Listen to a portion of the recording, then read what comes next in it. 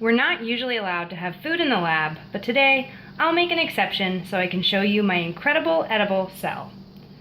I'll be giving you a tour of a 3D model of a eukaryotic animal cell. As a eukaryotic cell, it has a nucleus and other organelles.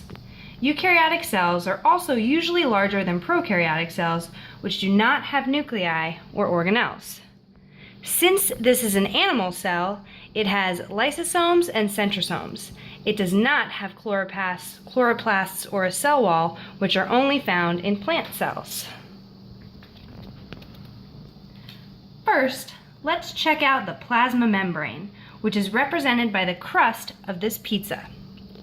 The plasma membrane is a thin, flexible boundary between the cell and its environment. This membrane serves as border patrol. It regulates the exchange of materials into and out of the cell.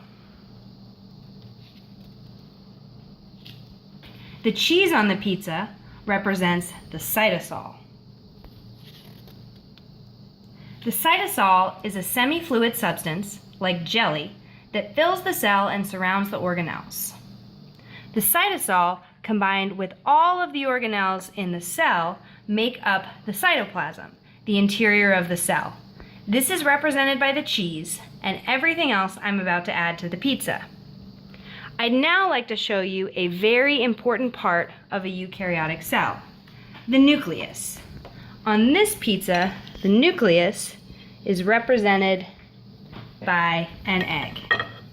The nucleus contains the cell's DNA and directs protein synthesis, which means it controls the activities of the cell. It's the cell's command center. The nucleus is where DNA is replicated and where RNA synthesis takes place. Like an over-easy egg, the nucleus has more than one part. The middle of the nucleus, represented by the yolk of this egg, is the nucleolus. The nucleolus is where ribosomal RNA, or rRNA, is made. And then the rRNA is used to make the subunits of the cell's ribosomes. We'll get back to ribosomes in a minute. Moving on to the smooth endoplasmic reticulum, which here is represented by spaghetti noodles. Endoplasmic reticulum is part of the endomembrane system, and it's made of long tubes and flattened sacs. We'll call it ER for short. Smooth ER creates lipids, including hormones. Smooth ER in the liver can detoxify harmful chemicals. In muscle cells, smooth ER stores calcium ions, which can be pumped into the cytoplasm to stimulate muscle contractions. Next, we have rough ER, which is symbolized by spaghetti covered in Parmesan cheese. And the Parmesan cheese represents the ribosomes.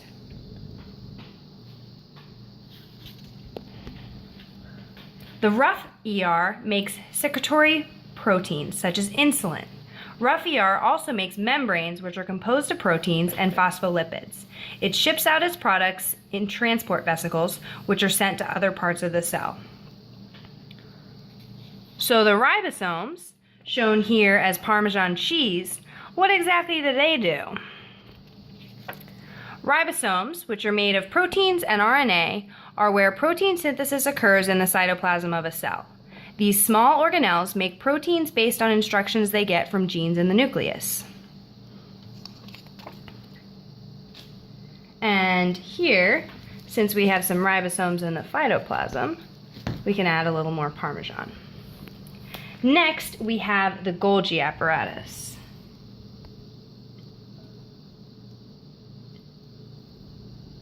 Which is represented by bell pepper. The Golgi apparatus is a series of flattened sacs that aren't connected to each other, like these bell pepper slices.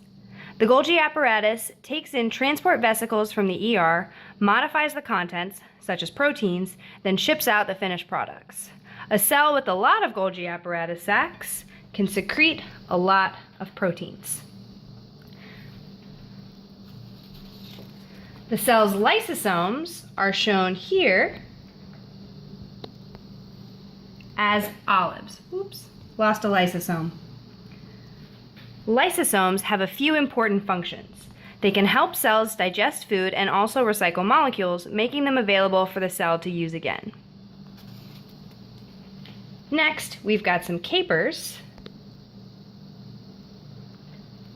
which are representing peroxisomes.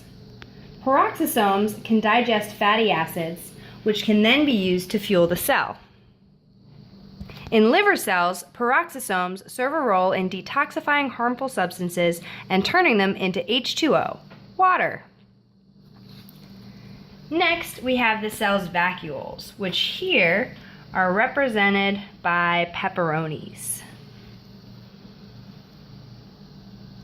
Vacuoles are relatively large, and they can collect excess water in the cell and send it outward and through the plasma membrane.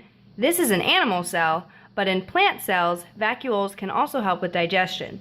This is why plant cells do okay without lysosomes. The mitochondria are the cell's power plants, and here they're represented by cherry tomatoes. Mitochondria perform cellular respiration by converting chemical energy from foods like sugar to ATP, which is the main source of the energy that fuels the cell's processes. A mitochondrion has two membranes and two internal compartments. The mitochondrial matrix has a folded inner layer, which contains proteins that help with ATP production. Lastly, we have the cytoskeleton, which is represented here by sprouts.